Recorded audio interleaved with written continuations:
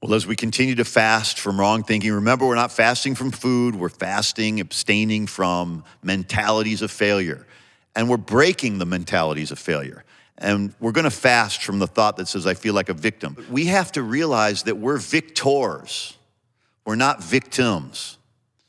And, Viktor Frankle, interestingly named Viktor Frankle, survived the Nazi death camp at Auschwitz by defining ultimate freedom was this. This is Viktor Frankle defined ultimate freedom as the ability to choose one's attitude in any given set of circumstances.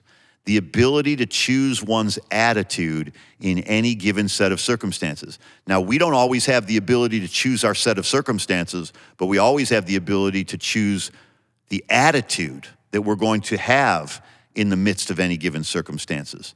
You see, because the worst prison in the world is the one we put ourselves in. The worst prison in the world is the prison of the mind, where we feel imprisoned on the inside. So how do we break the power of this mentality of feeling like a victim? See, you could have been a victim of something, a victim of a crime, a victim of a car accident, there are many things you could be a victim of, but you don't have to carry that thinking into your life where you're constantly seeing yourself as the world is against you, life is against you.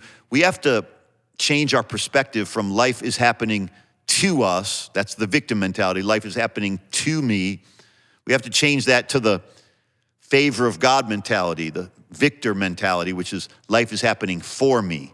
Life is happening for me. What happens in the world is happening for me. God is rearranging things for me. God is doing things for me. God, took me out of that situation for me because he has something better to put me in. Instead of seeing life happening to you, this happened to me and that happened to me and my parents did this and my ex-husband or my friend did this or my boss. We're constantly playing the victim in our own drama, and we need to become the hero of our own drama. We need to become the hero of our own story.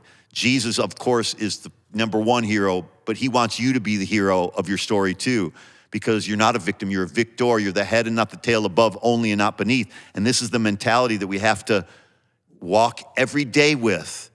No one can keep you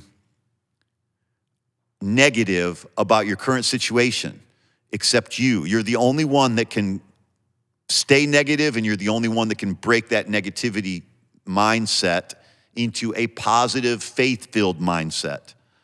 We need to begin every day with owning our lives. Like, no one else can control my happiness. No one gets to determine whether I'm gonna be happy or not. Even people that hurt me terribly, they don't get to choose my attitude. I get to choose my attitude. I get to choose to be happy. I get to choose to see the good and look for the good in everything. I get to choose to be somebody who believes life is happening for me rather than life is happening to me.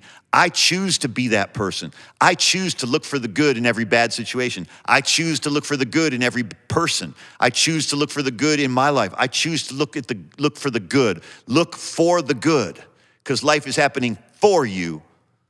And let me tell you something, you get this mentality that, hey, no weapon formed against you will prosper. When you embrace the mentality that no weapon, see, so many Christians have looked at the Bible as just some sort of poetic, just try to encourage you, just try to, get you to be obedient and be holy. That's not what the Bible is written for. The Bible is not your moral compass. Your conscience has that already. You don't need the Bible to tell you right from wrong. You know right from wrong. What God gives us the Bible for, what God gives us, I'm not saying that some of that's not in there, of course it is, but what I'm saying is the overall theme of Scripture is God's love for you. The overall theme of Scripture is your life is a story, and the overall theme of Scripture is that there is always a solution, a mindset that you can have. Paul, being in prison, had the mindset that God's gonna turn this bad situation into something better, into the furtherance of the gospel. He said in Philippians 1:12, he said, this adverse situation where I'm in jail and even though I'm here, God is advanced and is advancing the gospel, and it's making even more progress since I've been in prison. Imagine having that mentality. Imagine being in prison and having the mentality of, wow, this is working out to my advantage. This is actually producing something amazing in the world. This is actually, and you're writing letters because you're not sitting there a victim just learning to live the jailbird lifestyle. He was in prison writing to the Philippians.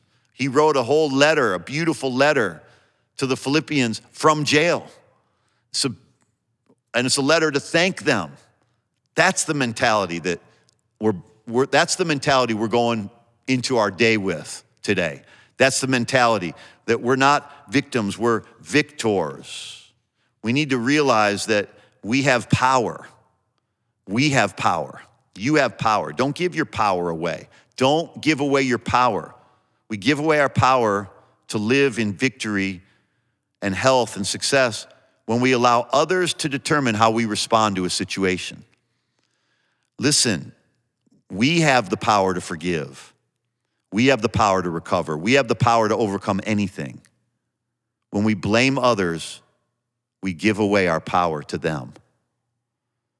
Take charge of what God has given you. Take charge of take your power back. Take your power back from, if you would just learn in life one simple thing. Do all you're expecting from God and no longer expect from people. If you could adjust who you're expecting positive affirmation and approval from, I cease expecting it from people. I'm expecting it from God. You know what that does is it frees me to really be kind and to really be a blessing to people because I'm not waiting for them to treat me a certain way to make me happy.